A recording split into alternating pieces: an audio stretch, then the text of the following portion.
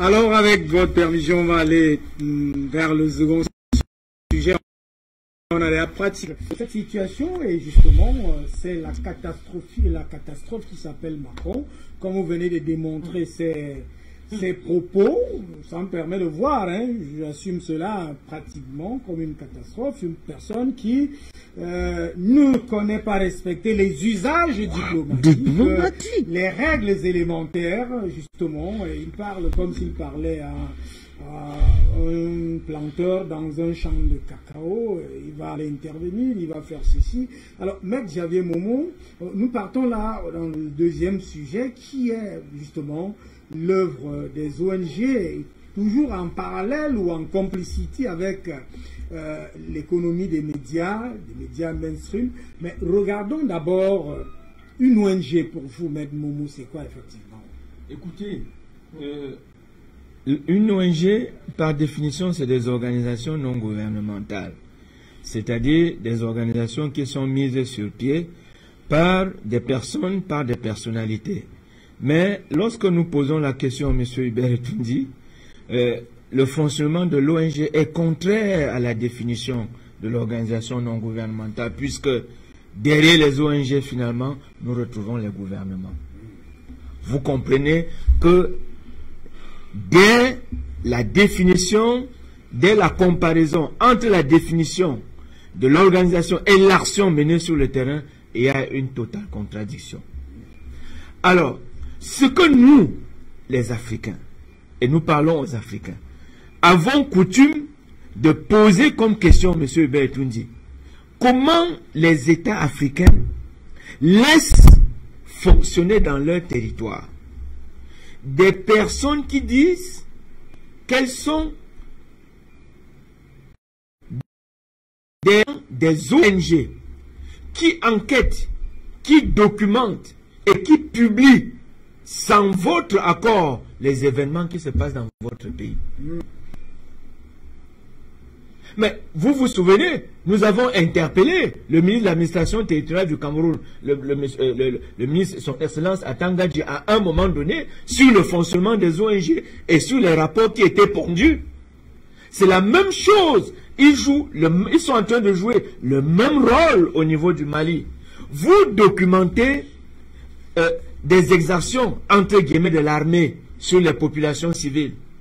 Vous ne suscitez pas le contradictoire, c'est-à-dire, est-ce que le gouvernement de la République, sur le plan contradictoire, a documenté une opinion sur ce que nous sommes en train de publier? Non, M. Etundi, ils mettent à la disposition du monde entier des rapports qui ont pour base le mensonge.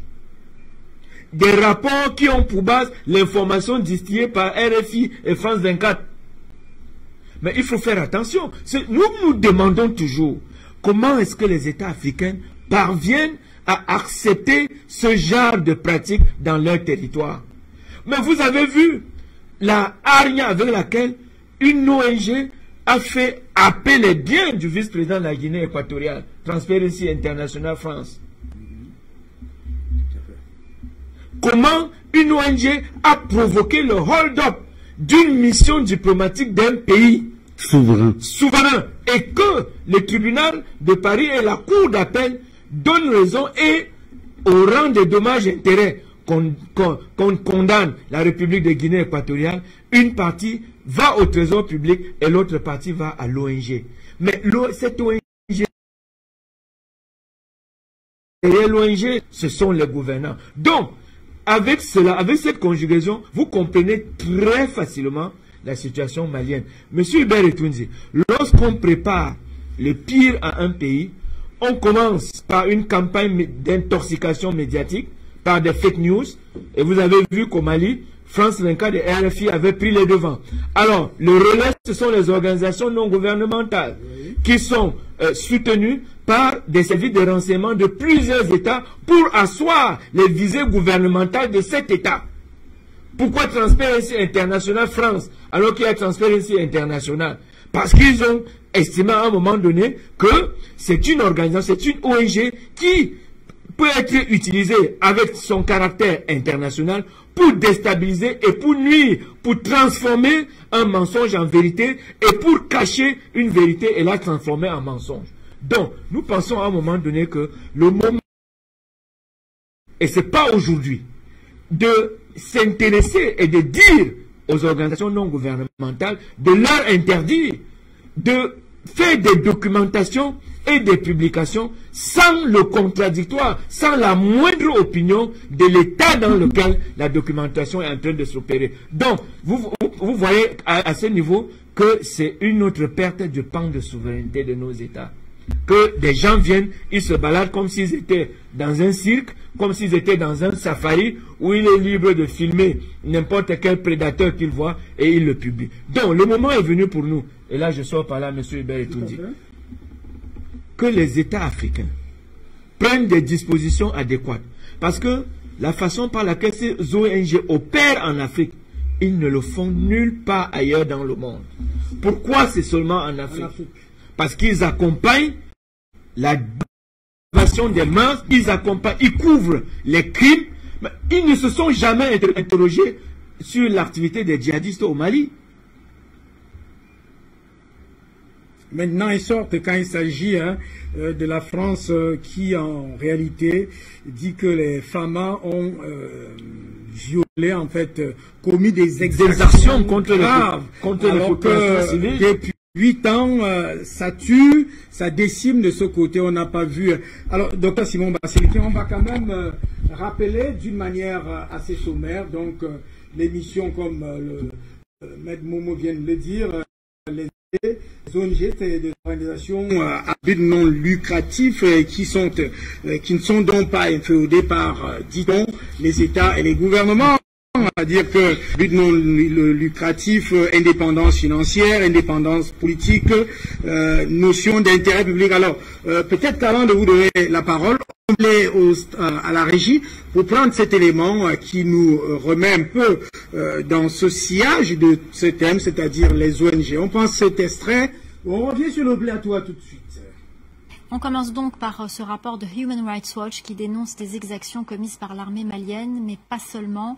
Le rapport épingle également les attaques djihadistes à répétition qui ciblent à la fois les FAMA et les populations. Bénédicte Jeannereau, directrice France de l'ONG, était avec nous tout à l'heure. Elle est revenue sur le contenu de ce rapport. Écoutez.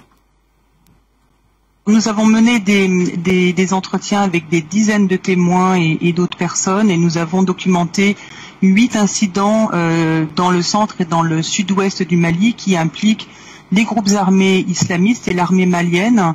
Et ces différents événements que nous avons documentés se sont soldés par le meurtre de personnes, des civils, et donc parmi eux des commerçants, des chefs de village, des chefs religieux et des enfants. Et la plupart des victimes ont présumément été sommairement exécutées. Alors pour ce qui est des groupes armés islamistes, ils sont impliqués dans 36 meurtres sur les 107 depuis le mois de décembre et elles ont notamment tué, je signale cet incident-là que nous avons documenté, tué 32 personnes dont au moins 6 enfants lors d'une embuscade qui a été tendue à des commerçants qui circulaient en bus début décembre alors qu'ils se rendaient dans un marché à Bandiagara et beaucoup de ces personnes ont été brûlées vifs. Un des témoins que nous avons interviewé parle d'un véritable carnage. Et du côté de l'armée, donc qui est impliquée dans 71 meurtres, la plupart lors d'opérations antiterroristes, et elle s'est livrée à des attaques manifestement en représailles à des morts, enfin, après la mort de soldats, et elle a tué de nombreuses personnes dans des villages, mais aussi début mars, au moins 35 suspects qui étaient détenus dans le camp militaire de Diabali et dont les suspects tués, dont les corps calcinés ont été retrouvés à proximité, à une dizaine de kilomètres de Diabali. Il s'agit là de la pire allégation contre l'armée que nous avons documentée depuis 2012. Alors dans votre rapport, vous parlez également d'hommes blancs qui ne parlent pas français, qui seraient aussi responsables d'exactions. Alors effectivement, dans certains témoins que nous avons interviewés, on décrit la présence de soldats blancs qui ne parlaient pas, qui parlaient une langue en fait qu'ils ne comprenaient pas, dans plusieurs opérations de l'armée et des opérations au cours desquelles des exactions ont été commises, notamment d'ailleurs celle qui est juste avant, qui a concerné l'exécution sommaire de 35 suspects détenus au camp de Diabali, donc début mars. Et par supposition, en fait, comme Barkhane, Takuba et ni la MINUSMA ne sont opérationnels dans cette zone, on peut penser qu'il s'agisse de Russes engagés auprès du groupe Wagner. Donc Human Rights Watch ne prend pas position sur l'utilisation de troupes comme Wagner, mais en revanche, on surveille et nous documentons de manière très approfondie leur comportement. Et c'est ce que nous allons continuer à faire. Et ça fera probablement l'objet d'un prochain rapport de la part de Human Rights Watch prochainement, dans les prochains jours, dans les prochaines semaines. Alors aujourd'hui, vous demandez aux autorités de transition de faciliter la conduite d'enquêtes indépendantes. Oui, alors, en fait, comme toujours, ce que nous documentons, ça produit des allégations qui finalement ne sont que des allégations qui demandent à être investiguées. Et c'est pour ça que nous demandons au gouvernement de mener lui-même des enquêtes crédibles sur les différents incidents et les différentes allégations qui sont documentées dans notre rapport, et également de favoriser ou de faciliter des enquêtes indépendantes qui sont menées par la section droits de l'homme de la MINUSMA et également par la Commission nationale des droits de l'homme. C'est très important qu'elle le fasse. On salue d'ailleurs le fait que le gouvernement ait annoncé déjà l'ouverture d'enquêtes sur 3 des incidents que nous documentons dans notre rapport. Et je dirais que la question des enquêtes, c'est non seulement une question essentielle pour rendre justice aux victimes et à leurs familles, et puis aussi pour sanctionner les personnes qui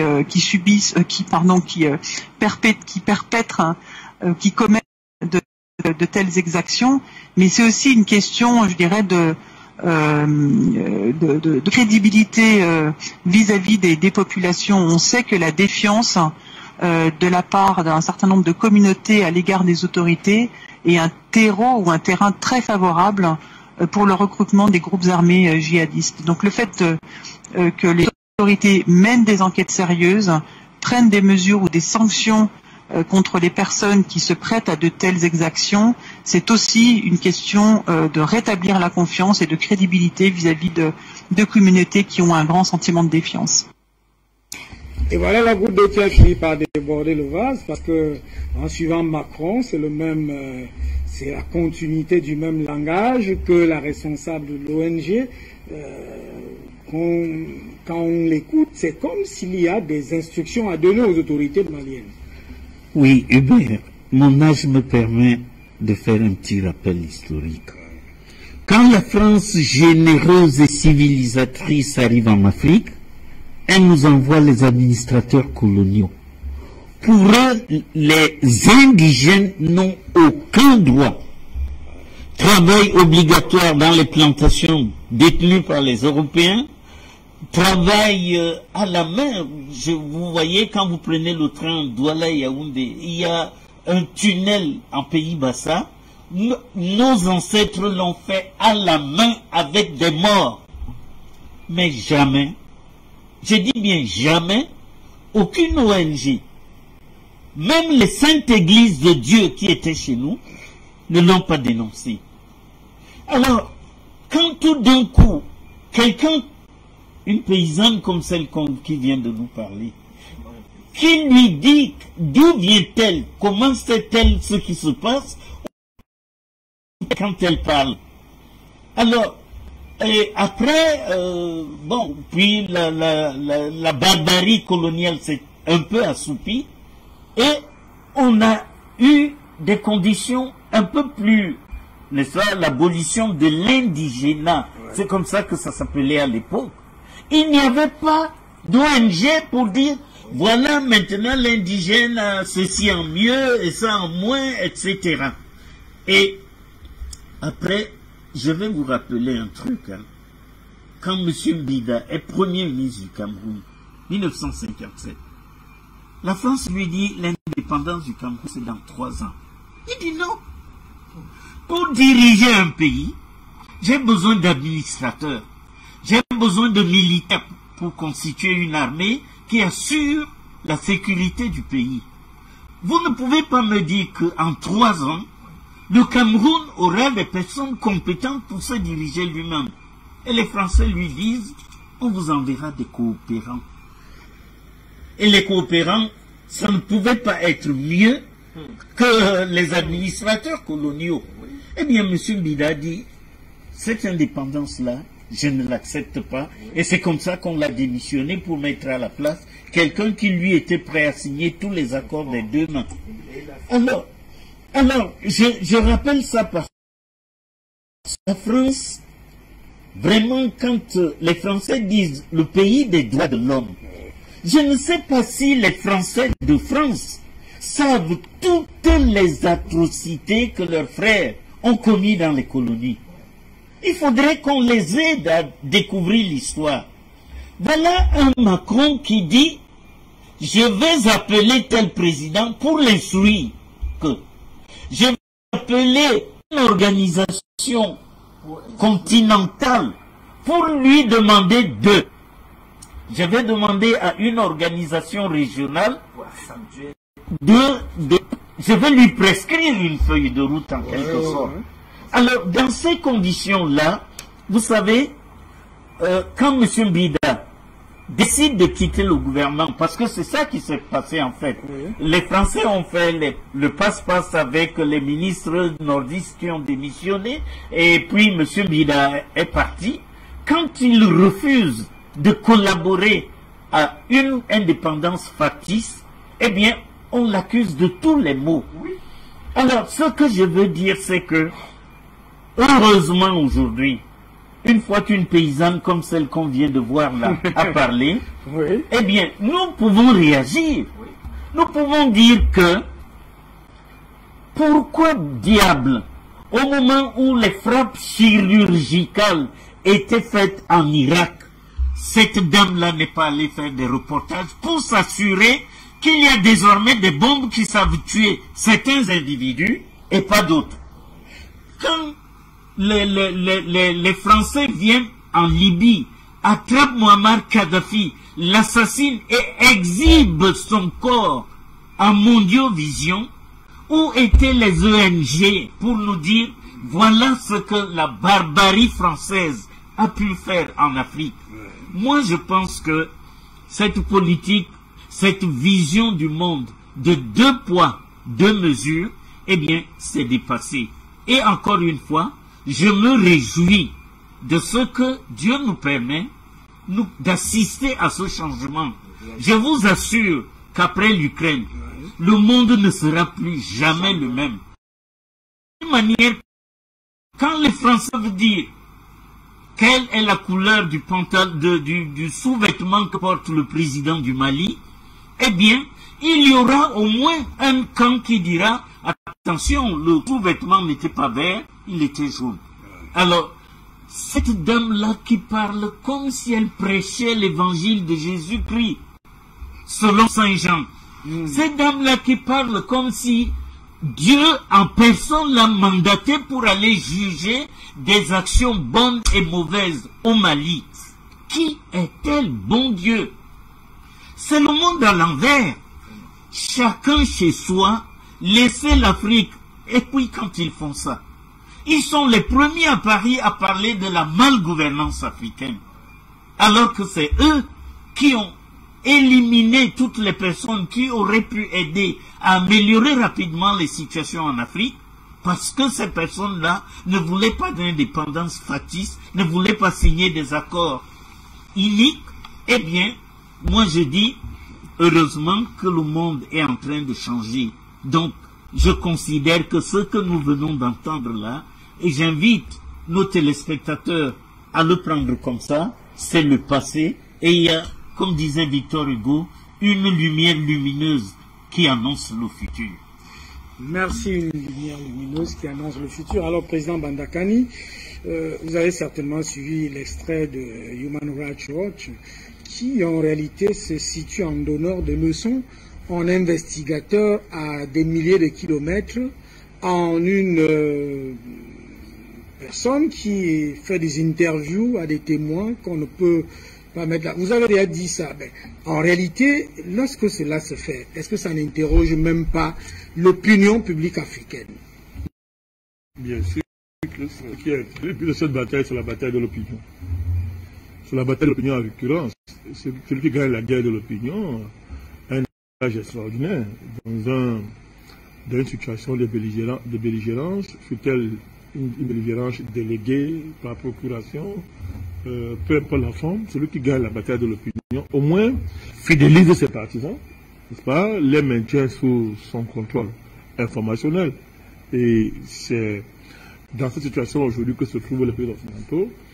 Il faut tout faire pour que le peuple ne désenchante pas davantage et commence à être sensible à d'autres formes de vie, à d'autres systèmes politiques, n'est-ce pas, tels que les modèles sont présentés ailleurs. Donc la bataille là, c'est une bataille, c'est un enjeu majeur dans le combat géopolitique. Pour revenir, ajouter un peu sur ce que mes companélistes ont dit avec beaucoup de pertinence et d'excellence, n'est-ce pas?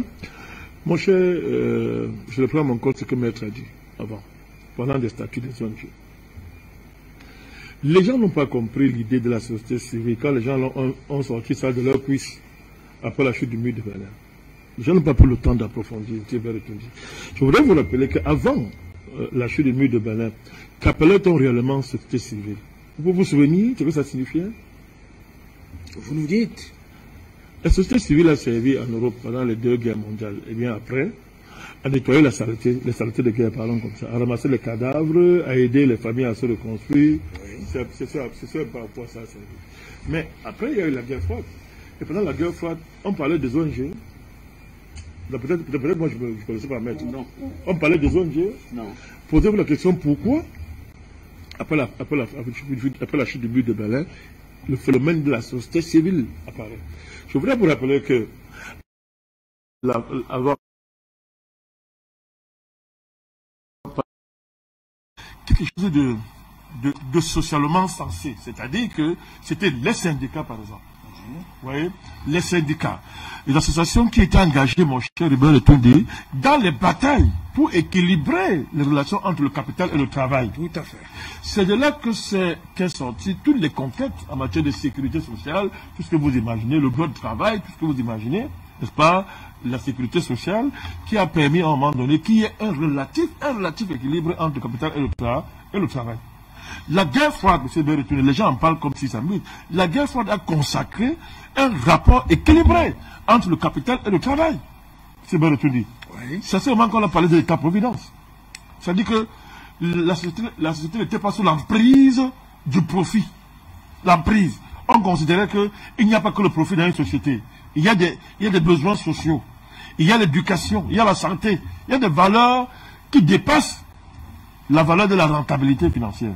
Quand chute le mur de Berlin, M. Berthelé, quand ce mur s'écroule, les stratèges occidentaux, les mondialistes remplacent le concept du mouvement social, c'est-à-dire le mouvement, les syndicats, les associations qui sont consacrées dans la lutte pour qu'il y ait un équilibre entre le capital et le travail, remplacent ça par l'idée de la société civile.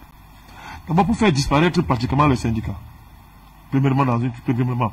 Deuxième chose, c'est-à-dire anéantir la société, la vie de la société, n'est-ce pas, en faisant élever au niveau des valeurs, n'est-ce pas, des choses comme le LGBT, tout ce que vous imaginez là. Vous allez observer que c'est la société civile qui a porté ce combat et qui le porte aujourd'hui en Afrique. Troisièmement, on a inventé la société civile pour sans dire qu'on entend l'autre année. Ah, oui. En faisant émerger des catégories d'acteurs qui ont le même rang, on ne le dit pas, mais que les États. Moi, je voudrais vous rappeler qu'à l'heure où nous parlons de... Aucun mandat. C'est-à-dire qu'une prostituée, les écervelés mentaux, les prostituées, on les ramasse, tu crées une ONG, tu viens dans un pays, tu parles avec les ministres, tu parles avec le président. D'ailleurs, à l'ONU, les diplomates africains sont surpris tous les jours de se retrouver en face des jeunes filles mal habillées, hein, des garçouillets, hein, c'est-à-dire qui sont là, qui sont assis, ils parlent dans des ONG.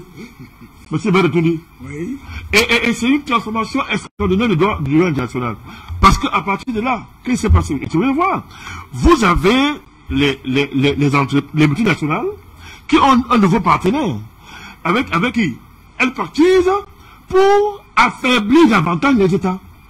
Sur des champs stratégiques où les fonctions de l'État hier étaient des fonctions sacrées.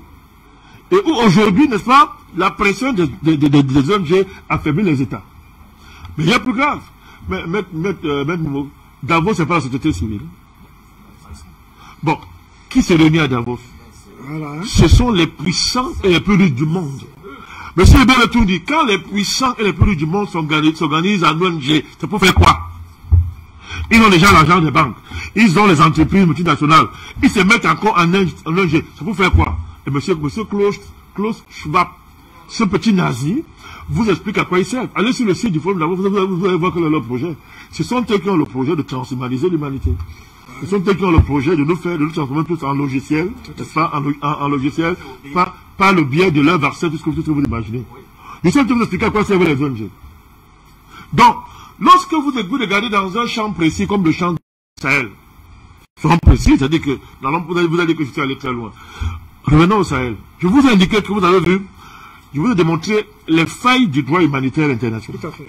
Je vous ai démontré, j'ai convoqué le droit international, où je vous ai dit que les conventions internationales dans lesquelles les pays africains sont allés se mettre pieds et mains liés, n'est-ce pas, ont des failles, je ne sais pas s'il faut appeler ça faille, ou bien ça a été fait exprès, ont des failles terribles, qui permettent, n'est-ce pas, d'affaiblir les États africains. Voilà une ONG fait un rapport. Pour cette ONG devient un baromètre moral, devient un instrument de poursuite, merci maître, un instrument juridique qui permet d'évaluer si un État respecte le droit de l'homme, oui ou non. Monsieur Beretouni, écoutez ça très bien. Cela est fait par ces organisations. Oui, je parle des ONG. Des ONG. C'est-à-dire que les ONG deviennent aujourd'hui un baromètre moral et juridique pour juger si un État respecte les droits de l'homme ou pas. S'il est conforme. Et je vais vous dire que ces ONG-là, quand tu fais un rapport, vous savez à quoi ça sert à la France? La France a même ça à l'ONU. Oui. La France a même ça à l'ONU. Au FMI. La France a même ça à l'ONU. Le FMI a même ça pour dire qu'à l'ONU, écoutez, ce qu'on me raconte là, c'est n'importe quoi. C'est n'importe quoi. Je suis là-bas pour préserver les droits de l'homme. Oui. Je suis là-bas pour défendre la démocratie, qui sont les valeurs essentielles des Nations Unies. On ne sait pas quand on se réunit aux Nations Unies pour dire que c'est ça les valeurs essentielles des Nations Unies.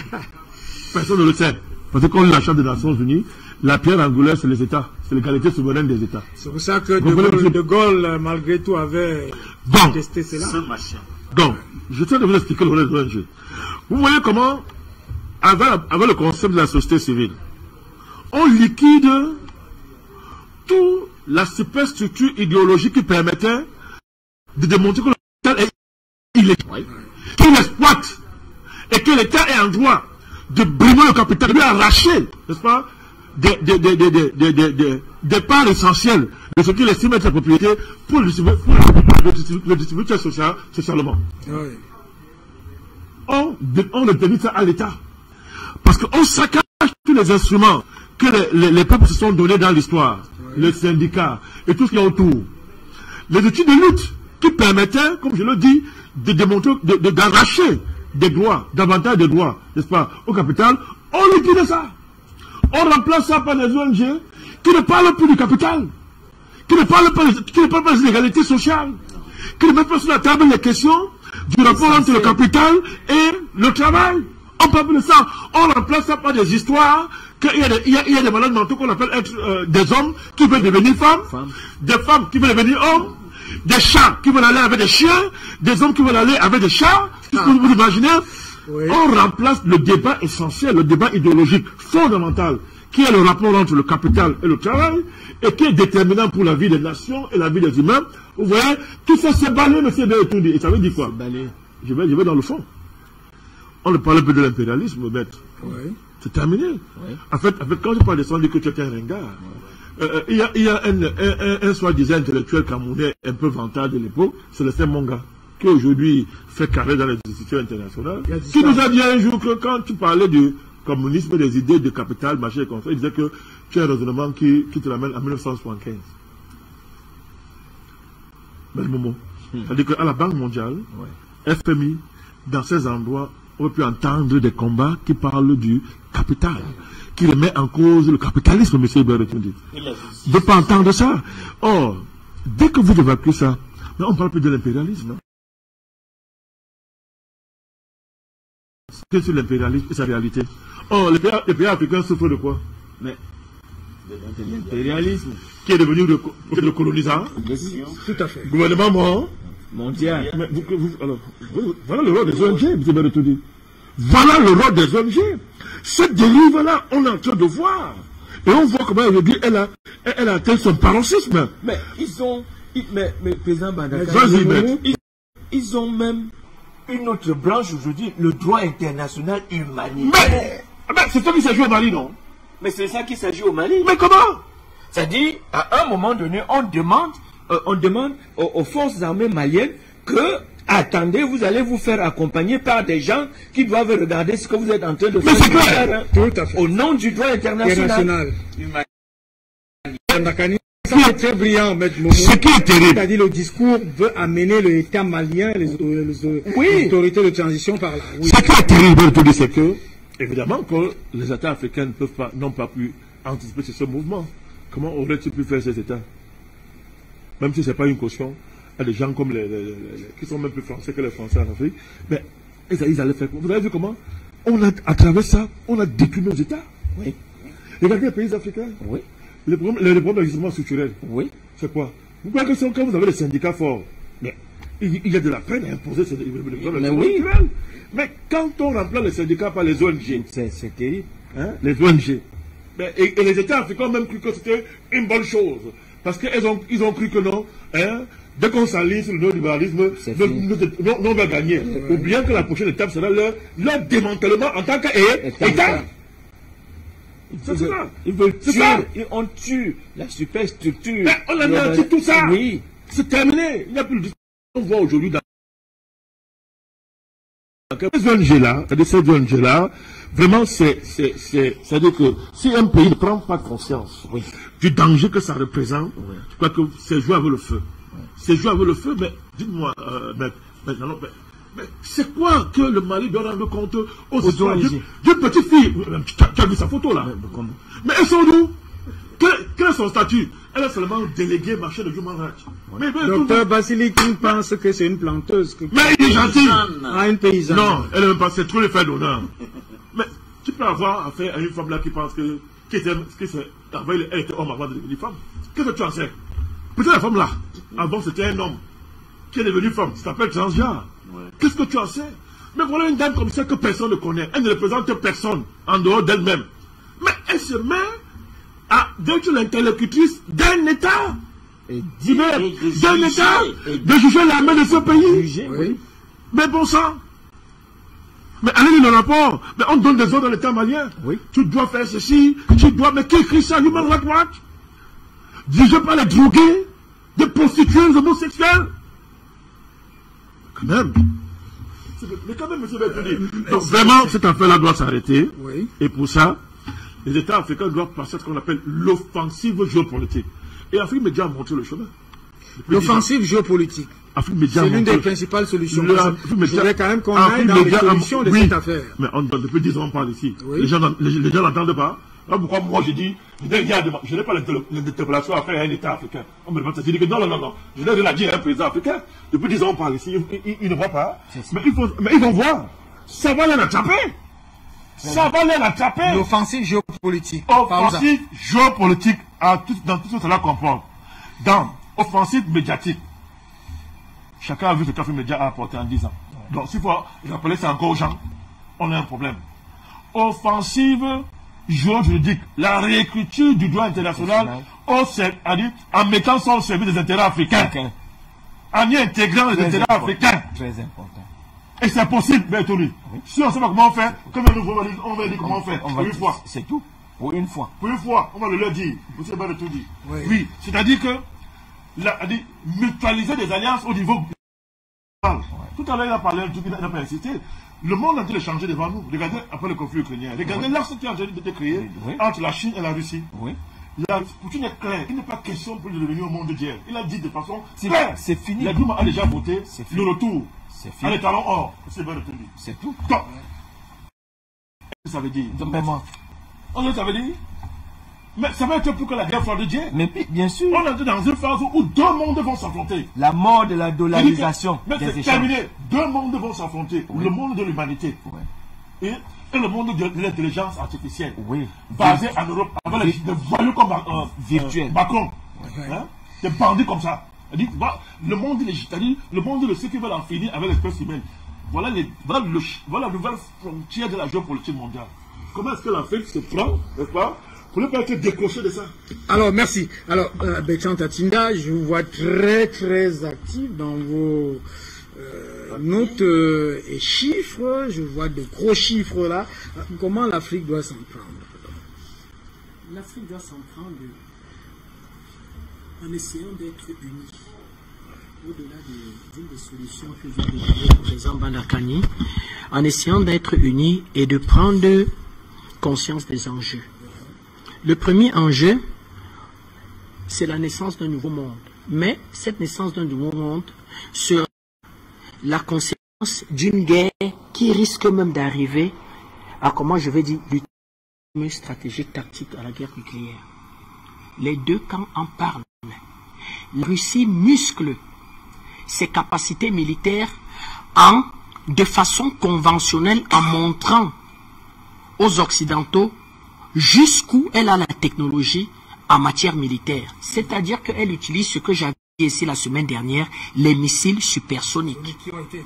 Et quelle est la réaction de l'autre monde? La réaction de l'autre monde est de dire que, est-ce que véritablement une utilisation de sous-bombes atomiques et de sous-bombes nucléaires ne peuvent pas rétablir l'équilibre? Premier des points. Deuxième des choses, c'est exactement ce que le président Bandé a dit, et nous l'avions dit ici, et nous l'avions théorisé dans une de nos conventions NNP. C'est-à-dire, la Chine et la Russie mettent sur pied une nouvelle communauté économique. Une nouvelle communauté économique. Ils appellent la communauté économique eurasiatique. Et dans cette communauté économique, la Russie arrive avec un certain nombre de partenaires. La Biélorussie, le Kazakhstan, le Kyrgyzstan, le Tadjikistan, l'Arménie et la Chine. Et ils décident de mettre sur pied une monnaie qui, dans un premier temps, va s'appuyer sur le yuan et qui sera convertible à partir, c'est-à-dire adossé à un certain nombre de monnaies. Résultat des courses, on déglobalise pour créer en fait deux pôles de globalisation. Il n'y a plus question.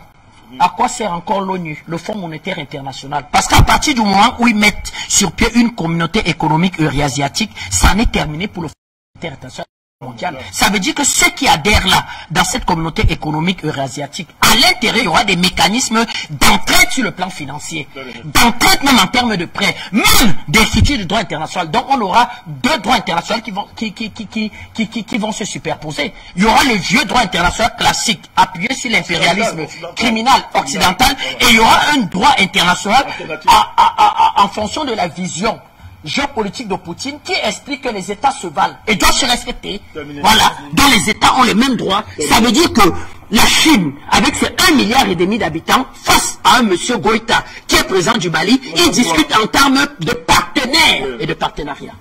Voilà ce qui est en train de se jouer. Sauf que les maîtres du monde... Sauf que les maîtres du monde qui ont intérêt à ce vieux monde-là, eh bien, ils ne vont pas vous laisser comme ça. Il faut la guerre. Parce que dans deux pôles, et dans un nouveau monde qui se crée, eux ils perdent. Ils se détruisent. Ils vont disparaître. Donc vous croyez qu'ils vont disparaître en vous regardant? Résultat des courses, ils vont utiliser des moyens militaires. Et qui est à la tête de pro de ces moyens militaires? Les États-Unis, parce que l'Europe ne vaut rien. Les géopoliticiens démontrent aujourd'hui, et les géostratèges démontrent que la France ne tient pas 3 jours de guerre avec un adversaire moyen. La France ne tient pas 3 jours de guerre. C'est-à-dire qu'elle n'a pas de munitions pour tenir 3 jours d'une offensive militaire. Elle ne tient pas. La France ne se permettrait pas d'aller en guerre avec un pays. Oui, président. Oui, président Bandakani. Maintenant, merci. Vous restez au micro. Oui, maintenant, nous voyons que maintenant que la France à terre ne vaut rien, qui est l'ennemi? C'est l'Afrique. Non, qui est l'ennemi? Ce sont les États-Unis. Ils sont sortis du tout. Oui. C'est fini là, le masque est tort. D'abord, non, voilà. Donc Biden, quel est l'intérêt de Biden? Biden a intérêt à ce que la guerre en Ukraine ne finisse jamais. Biden a intérêt à mettre feu en Ukraine. Il accroît son influence en Europe. Il accroît son influence en Europe. L'Europe devient en quelque sorte sous tutelle des États-Unis. Et il explique à un certain nombre de pays européens que votre salut passe par l'adhésion à l'OTAN. Or, l'OTAN, c'est qui? L'OTAN, c'est un instrument géopolitique des États-Unis pour passer hors cadre légal et tordre le cou à certains pays en violant le droit international. Quand l'OTAN va bombarder l'Irak, même ce qu'on appelle les Nations Unies ne donnent pas d'accord. Mais les États-Unis utilisent l'OTAN en quelque sorte pour aller bombarder l'Irak. Et ça revient à ce que Banda a dit. Qu'est-ce qu'on fait donc pour punir les États-Unis quand, de façon cavalière, dans un jeu de grand banditisme, ils violent de façon éhontée le droit international? Qu'est-ce qu'on fait? Donc vous voyez donc... C'est l'instrument de fort, le droit. Voilà. Donc, ceux qui ont cru au droit international ont fini bombardés et tués. Donc, immédiatement, l'Afrique a donc à choisir. C'est de dire que est-ce que nous intégrons, c'est-à-dire dans nos discussions, cette communauté économique eurasiatique, avec toutes ses composantes, c'est-à-dire la composante géopolitique, la composante militaire, la composante diplomatique. D'ailleurs, il se pose même aujourd'hui un débat. On se demande s'il faut que, s'il y ait une organisation des Nations Unies, même celle qui est déjà moribonde là, continue à être en fait implantée aux États-Unis. Parce que de fait, ça introduit la politique américaine au cœur en fait de ce qu'on appelle les débats entre États. Le fait que l'organisation des États-Unis soit sur un terrain, je crois, de Rothschild ou de Rockefeller, en plein États-Unis. Comment est-ce que les États-Unis n'ont pas primauté sur cette organisation? Donc c'est un débat de fond. Donc, je vois donc que j'ai bien peur, effectivement, que les mondialistes, les globalistes, les Rothschild, vous expliquent que nous n'allons pas finir pauvres. La pauvreté ne nous verra jamais. Et comme c'est eux qui tiennent les pouvoirs avec un voyou comme M. Biden, ils décident d'actionner même l'arme nucléaire. C'est-à-dire ils décident d'aller dans ce qu'on peut appeler une guerre non conventionnelle. C'est au même des mercenaires et les armées privées qu'ils pilotent. Qui pilotent depuis leur bureau. Donc, ce que de dénoncer et les experts en sécurité du Kremlin disent pratiquement qu'il y a des laboratoires implantés en... Et à défaut d'utiliser l'arme nucléaire, utiliser les armes bactériologiques. Et c'est pour ça que pour ne pas être pris la main dans le sac, eh bien on va chercher un pays qui a entre guillemets un statut neutre et en sous-main, on prend un clown sorti tout droit de ce qu'on appelle un cirque à enfants, grâce à la CIA et à la mafia, à la corruption, on en fait un chef d'État et on peut développer ce type d'armement pour pouvoir mettre le monde à genoux. Donc, la guerre d'Ukraine vraiment a un enjeu terrible. Résultat des courses. Est-ce que les Africains seront à la hauteur? Est-ce que les Africains seront à la hauteur? Ils sont non alignés. Est-ce que les Africains sont à la hauteur? Ils sont à la hauteur de cette affaire. C'est la dernière articulation. Non, il faut changer de leadership. C'est-à-dire que vous ne pouvez pas être à la hauteur avec à la tête de votre organisation panafricaine, quelqu'un comme Macky Sall qui, lui, dans son projet de Sénégal émergent, a décidé de vendre son pays aux filiales d'entreprises françaises. Donc vraiment, vous ne pouvez pas être à la hauteur. Les Africains sont-ils à la hauteur? Ils sont à la hauteur. Les Africains doivent cesser d'être les malvoyants de la géopolitique. Parce que tout ce que vous voyez, tout ce qui se passe ailleurs, si on vous dit que l'uranium puisé au Niger est au cœur de ce conflit en Russie, en Ukraine, vous ne pouvez pas refuser. Donc, si nous nous considérons comme les malvoyants de la géopolitique, cela veut dire que nous sommes en train d'enterrer à nouveau le continent africain. Qu'est-ce qu'il faut faire, M. Hubert Toundi? Question. Prendre des enjeux politiques et modifier l'ordonnancement juridique des contrats, des conventions, les histoires qu'on exploite au Niger pour éclairer le monde entier alors que le Niger lui-même est dans l'obscurité, doivent s'arrêter. Il faut mettre fin à un certain... Et les Africains, la zone de libre-échange économique en Afrique, les organisations africaines, la monnaie africaine, et là je reviens sur une idée très chère à Muammar Kadhafi. Parce que quand l'Eurasie se constitue, nous ne devons pas avoir toujours pour rôle de nous arrimer à un camp. Non, cherchons à conquérir véritablement l'indépendance économique des États africains. La première des choses, c'est d'avoir la maîtrise, c'est de lutter contre la détérioration des termes de l'échange. Ils viennent prendre, ils fixent eux-mêmes le prix, ils disent comment ils doivent transporter, ils décident de combien ils vont payer en termes d'impôts. C'est ça la détérioration des termes de l'échange. Ce faisant, l'Afrique ne gagne pas suffisamment de ce que Dieu, de façon simple, a doté nos territoires, a doté notre sous-sol. Donc, M. Etoundi, pour me résumer, il est question pour les Africains de se constituer un bloc économique fort. Un bloc économique, que les Africains soient soudés, que le problème du Rwanda soit celui du Mali, que le problème du Soudan soit celui du Swaziland, que le problème de la Côte d'Ivoire soit celui de l'Égypte. Ainsi soudés, les Africains peuvent... Est-ce que c'est possible? Mais c'est très simple. C'est très simple. Hein? Mais l'organisation, le 25 mai 1963, lorsqu'on met l'organisation de l'Union africaine sur pied, mais c'était le but. C'était le but.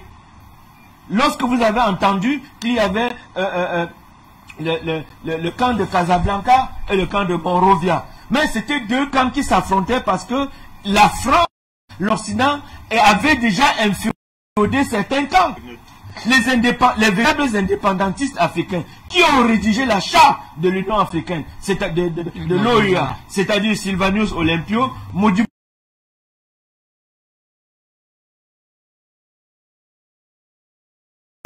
Et le but, quand vous lisez cette charte, c'est le Mali. C'est le Mali, c'est ce que je disais. Donc, le but, c'était de constituer un continent fort qui a la maîtrise de ces éléments que sont les ressources naturelles. Merci. Alors, docteur Simon Vassiliking, est-ce que c'est possible aujourd'hui, puisque cette Union africaine, cette OUA devenue justement l'Union africaine, est justement dans les jambes, c'est le thème du président Macron. Nous avons vu le président Macron qui nous a dit je vais instruire l'Union africaine. Alors c'est pour ça que je vous pose ça, c'est vraiment la question, c'est ce que les Africains devraient comprendre, que l'existence de l'indépendance africaine est un problème existentiel. C'est-à-dire qu'il n'y aura plus d'Afrique si les choses continuent telles qu'elles sont. D'abord, nous avons vu que Covid-19, ça a été une arme pour éliminer ou pour diminuer la population africaine. Ce qui n'a pas marché. Ce qui, Dieu merci, n'a pas marché. Dieu merci. Mais Dieu ne sera pas toujours avec nous. Oui, si nous ne nous aidons pas nous-mêmes, aide-toi et le ciel t'aidera. Alors, on dit que le signe du Mali parle à toute l'Afrique. Absolument. Le Mali, la Centrafrique, parle à toute l'Afrique. Et j'ai cru entendre des fourmillements du côté de l'Afrique du Sud.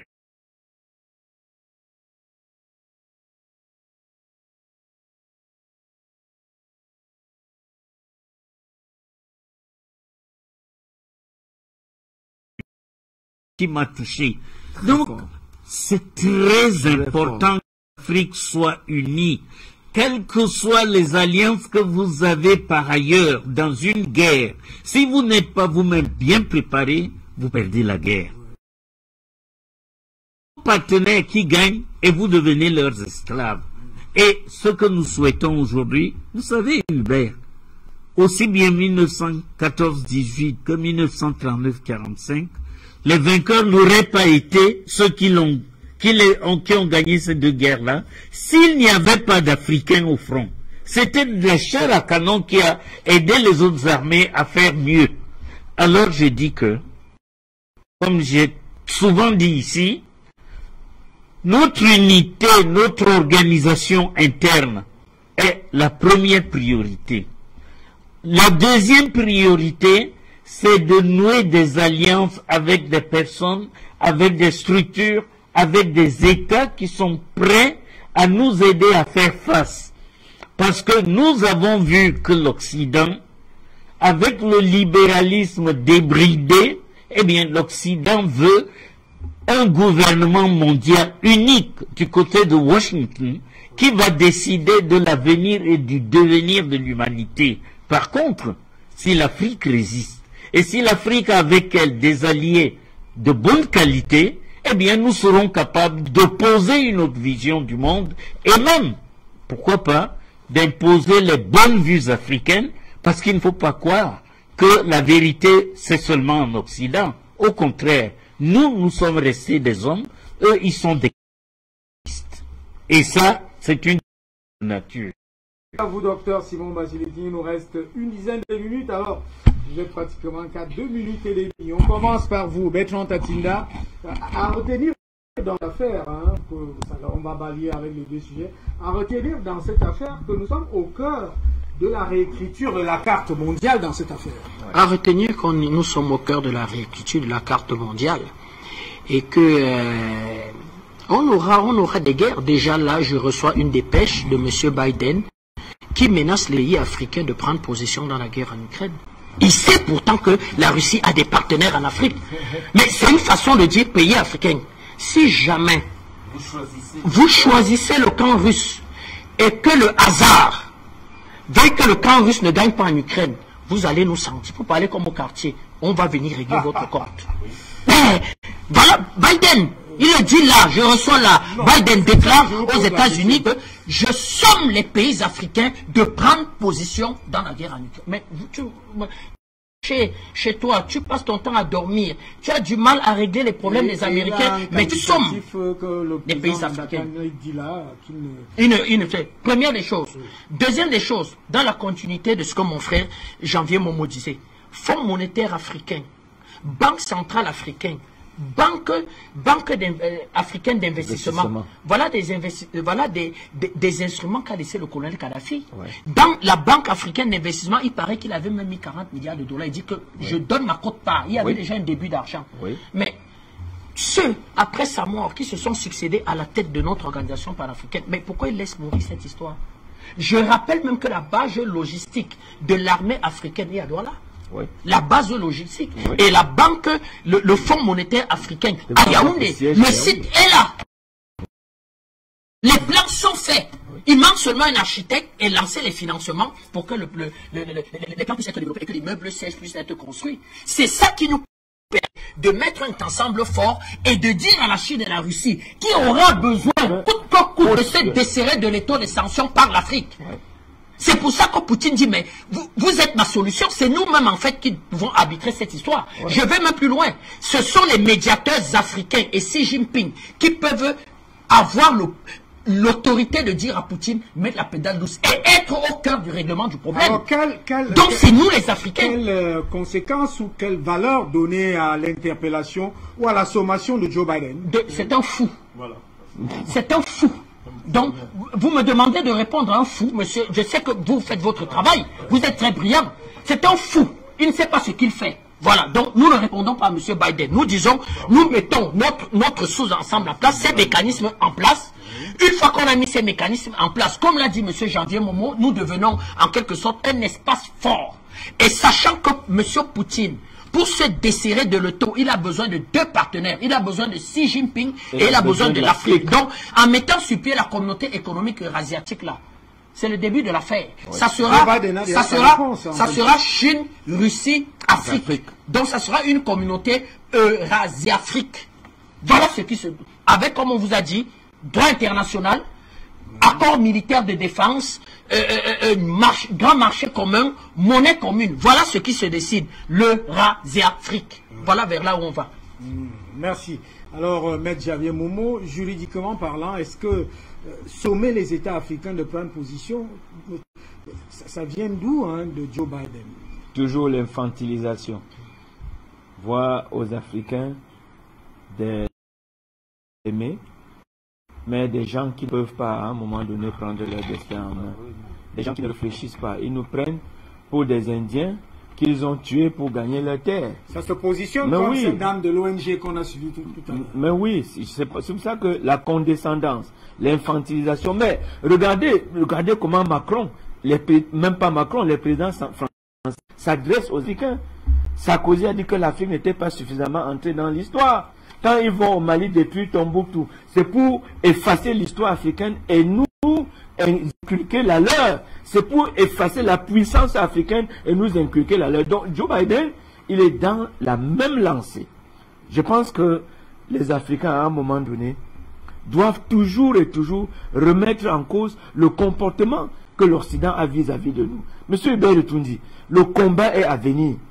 Cette guerre en Ukraine est une interpellation pour les Africains. Nous devons lutter.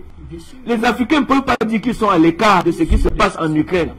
Les conséquences, quand les conséquences vont arriver, mais ça sera très très grave. Et Joe Biden, il veut plier, il veut en quelque sorte plier les Africains du côté de l'Occident. Il veut amener les Africains du côté de l'Occident quand il demande que les Africains se décident ou qu'ils donnent leur point de vue par rapport à ce qui se passe en Ukraine. Si on me donne par exemple avec le cas du Mali que nous examinons, et si c'est possible, que le Mali puisse aller de ce côté.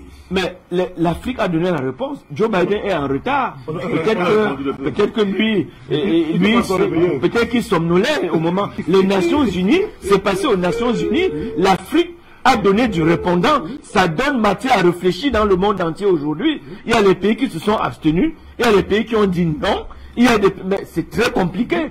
Donc, vous voyez que l'Afrique doit être actrice. Notre continent être un continent actif dans le monde entier. Ce n'est plus l'affaire du cacao ivoirien où partout où on décide du cacao, il n'y a aucun Ivoirien. Ça va changer et le cette donne doit changer. Merci, docteur Bombasilike. On est vers la fin de ce programme. Écoutez, je crois que il y a, comme je disais tout à l'heure, Victor Hugo avait fait un poème le titre c'était Lux, en latin lumière. La lumière est en train de se lever.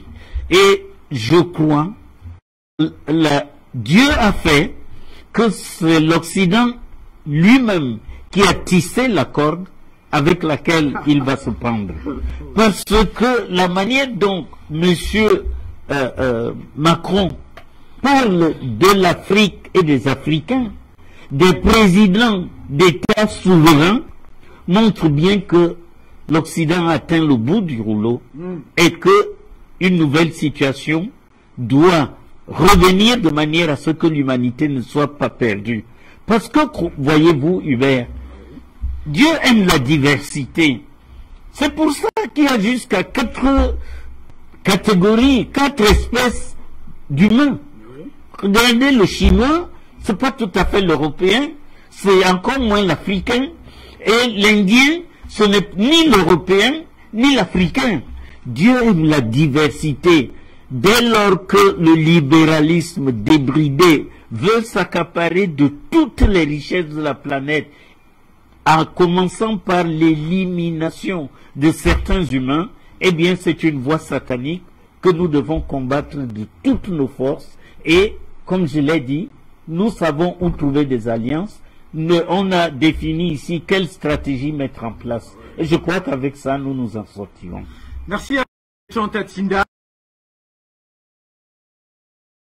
Vous avez dit, ça sont vos mots, c'est un fou. Et puis, on constate quand même qu'il est en retard parce qu'il y a eu ce vote à l'Organisation des Nations Unies. Il y a des décisions souveraines comme celle que le Mali prend, chasser RFI et France 24. Donc, le rouleau est en marche. Non, l'Afrique a pris clairement position et nous sommes fiers des pays africains. Il fallait s'en douter que certains pays africains ont carrément voté pour le camp des gangsters internationaux. Nous savons quels sont ces pays, mais dans la majorité des cas, d'ailleurs même l'Afrique du Sud est sous grosse pression américaine, des pays même dont on était surpris. Le Gabon m'a surpris parce que le Gabon avait des positions. Monsieur Macky Sall a compris même que son avenir économique... donc vous avez 2, 3, 4 pays. Le Maroc, on connaît un pays colonial, le Maroc, qui vaut rien du tout, qui est en train de coloniser le Front Polisario. Mais dans l'ensemble, l'Afrique a pris position pour ce que je peux appeler le nouveau monde, c'est-à-dire la nouvelle émergence. Ça conforte l'acte du Mali dans dans la manière de chasser RFI et France 24 du territoire. Et c'est un grand mensonge de dire effectivement que Poutine est isolé, parce que l'intérêt pour les médias mensonges, c'est de démontrer que dans cette aventure, Poutine serait isolé. Or non, quand vous prenez la Chine, je rappelle que l'Inde vient de conclure un marché terrible en termes de livraison de pétrole. Le Pakistan vient de conclure un marché avec le gaz. La Chine a demandé qu'elle peut reprendre tout le marché européen. L'Afrique, c'est 4,5 milliards d'habitants. 4,5 milliards d'habitants. C'est pratiquement 60% de la terre. Donc vous voyez donc que Poutine a de l'embarras du choix. Il n'a même pas suffisamment de matières premières à vendre. Les gens en veulent. Et puis les sanctions européennes, faites attention. Parce qu'ils viennent en Afrique prendre le gaz dans des bateaux de Gazprom, dans nos quais gaziers. C'est vraiment, c'est à mourir de rire. Donc Poutine n'est pas isolé dans cette histoire. Le monde,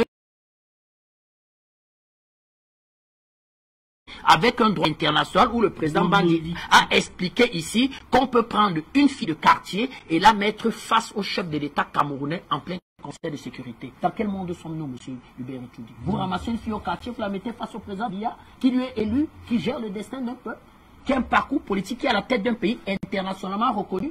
Une fille qui sort du quartier, elle est reconnue par qui? Même son père, des fois, ne l'a pas reconnue. Elle ne sait pas d'où elle sort. Encore faut-il, comme le président Banda dit que vous soyez sûr que ce soit une fille. Ça peut être un homme transformé. Celle qu'on a suivie tout à l'heure, puisqu'ils sont dans cette affaire-là, qui en réalité n'est pas une affaire des Africains, ça c'est clair. Alors, président Bandakani, on sort de cette édition, on peut quand même retenir une, deux, trois choses en termes de synthèse. Non, je crois que on salue premièrement une fois de plus l'avant-gardisme de l'État malien. C'est un avant-gardisme extrêmement essentiel pour l'Afrique. Il faut toujours que quelqu'un commence, créer des précédents qui vont aider les autres à suivre le chemin. La suspension de France 24 et de RFI. Moi, le mot suspension, je pense à titre provisoire, c'est la fermeture. Oui, ces médias n'ont pas d'avenir en Afrique. Il faut que ça doit être clair. Moi, je dis toujours qu'il faut un nouvel ordre de l'information. Vous ne pouvez pas m'arroser et moi, je ne vous arrose pas. Oui. Alors, soit personne arrose l'autre. Oui. Et France 24, RFI, les médias français sont du poison pour nos pays. Donc, nous saluons ces décisions. Deuxièmement, il faut anticiper sur ce qui arrive. Parce que, comme Bertrand l'a dit, il faut anticiper ce qui arrive. L'État malien, je le sais, ils ont anticipé. Le ministre de la Défense était en Russie. On ne dira pas des choses ici. Ouais. Et elle aime savoir pourquoi. Ouais. Mais la France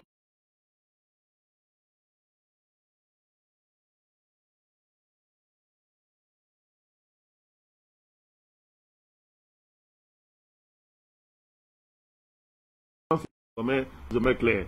Troisièmement, comme Bertrand l'a dit, l'Afrique doit rapidement s'arrimer à une mutation géopolitique majeure qui est en train de travailler le monde. À savoir plus intéressant, la désoccidentalisation du monde, la provincialisation géopolitique de l'Occident. Et Bertrand l'a dit, vivre de ça. Si on les provincialise, ils vont se suicider. Donc en réalité, c'est la fin de la domination occidentale. C'est terminé. Alors maintenant, beaucoup d'Africains ne savent pas vivre sans le temps. C'est ça le problème.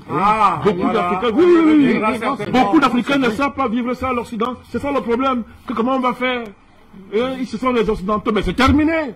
Et bien, tu me dis, c'est terminé. C'est terminé. Donc, et certains vous disent, non, vous ne pouvez pas vous attaquer aux intérêts français sans avoir des foudres. Non, on n'attaque pas, on a fini avec ça. Ils sont en retard. Nous, on a fini. Depuis 10 ans, on a travaillé. Et c'est fini. On est loin. On est loin. On est loin. Pour eux, le monde est en train de basculer. Vous savez pourquoi les Occidentaux font semblant de ne pas vouloir une guerre avec Poutine? La vérité avec eux est claire. Ils savent que s'ils déclenchent ça, c'est le monde entier qui sera contre eux. Oui. Ils le savent. Ils savent que les gens guettent seulement, les gens attendent seulement qu'il y aura une fédération, le peuple du monde contre eux. Pourquoi? Parce que c'est le malheur de l'humanité, c'est l'Occident. C'est l'Occident. Donc ça permet de terminer, Bertrand l'a dit. Oui. C'est-à-dire, est-ce qu'on peut commenter le discours de quelqu'un, Maître Momo, qui bave en public? Joe Biden bave en public. Il confond sa vice-présidente et sa femme. Bientôt, vous allez voir un jour en plein public, il va faire une bise à la vice-présidente. C'est la vérité, il confond en plein jour. Il le confond. C'est-à-dire que. Et ça, il parle aux Africains. C'est parce que nous avons les dirigeants que nous avons encore pour un temps. Joe Biden peut parler à l'Afrique. Joe Biden, quand on aura des dirigeants à la hauteur des politiques, Biden va parler à l'Afrique. Il va parler. D'abord, on va le recevoir ici chez nous. Le temps arrive où les gens comme Macron, là, des choses comme ça, là, les ordures comme ça, ne pourront même pas être reçus ici. C'est-à-dire, il vient ici, on ne le reçoit pas. Le temps là arrive, il veut tout dire. Le temps arrive où on va plus recevoir sur notre territoire n'importe quel dirigeant. Attends, on parle des valeurs. Vous croyez que... Mais... On parle le jeu. Vous croyez qu'on va recevoir ici une personne qui vient ici, il dit qu'il est marié à un homme, il vient ici. Comment? On lui a montré sa valeur. Parlez de quoi? Les temps changent. Les temps changent. Ce que le Mali a dit de faire là, ce n'est pas un jeu. L'Afrique a des valeurs. Et on va plus négocier avec ça. Donc, bienvenue dans le nouveau monde. Dans un monde multipolaire, n'est-ce pas? Où il y aura la diversité géopolitique. Elle-même qui va être là. Cette diversité va être la garante, n'est-ce pas, de l'égalité des peuples et de la capacité de l'humanité à sortir de la géopolitique de la puissance contre la puissance pour être dans une géopolitique de la fraternité humaine, où les peuples se rencontrent, se donnent la main pour construire un monde de paix, de fraternité et de solidarité. Merci à vous tous, chers messieurs. Brillantes interventions ce soir. Vous venez de décrocher encore avec un nouveau concept, c'est-à-dire la géopolitique, hein, de la solidarité, c'est ça? Bien sûr, de la fraternité. De la fraternité. Ce qui n'est pas voulu par cet Occident, parce que c'est d'ailleurs à ce niveau que l'Occident, le groupe de l'OTAN, de l'Atlantique, du traité de l'Atlantique Nord, ne se comprend pas, ne s'entend pas avec Vladimir Poutine, qui pense que le monde ne doit plus être unipolaire, il doit être dans la diversité et dans le choix à chaque nation, à chaque civilisation, de se conjuguer et d'exercer sa souveraineté et son autonomie. C'est ce qu'on peut retenir pour le Mali, ce qui s'est passé cette semaine concernant le Mali, que le Mali va dans l'expression et l'exercice de sa souveraineté, de son indépendance, de son autodétermination, et cela est un message pour pratiquement tous les Africains et plus pour les ONG. On constate qu'en réalité, c'est les donneurs de leçons qui n'ont pas en réalité entre leurs mains la réalité, si je dois me répéter, la réalité du terrain, mais qui en principe veulent donner des leçons à distance. Et pour le Mali encore, et l'Afrique entière, ces leçons ne tiennent plus parce qu'en réalité, l'Afrique et le Mali doivent choisir désormais qui doivent être leurs partenaires. Et j'ai cru comprendre ici avec Bertrand Tatinda que ça se dessine dans l'Eurosia Afrique. Merci madame, monsieur, c'était le débat panafricain, sa première partie. La seconde partie, vous l'aurez juste derrière nous. Pour nous, nous vous souhaitons de passer un excellent week-end. Des 4 coins du monde où vous nous suivez, l'Afrique, ce n'est plus le marchepied du monde. Avec la nouvelle génération, je peux le dire avec nous, nous avons entamé cette action de mettre l'Afrique en débat depuis 10 ans. Ça ne se passera plus que l'Occident vienne s'asseoir sur l'Afrique et voler les richesses nuit et jour en termes de prédateurs patentés. Madame, salut, monsieur, bonsoir.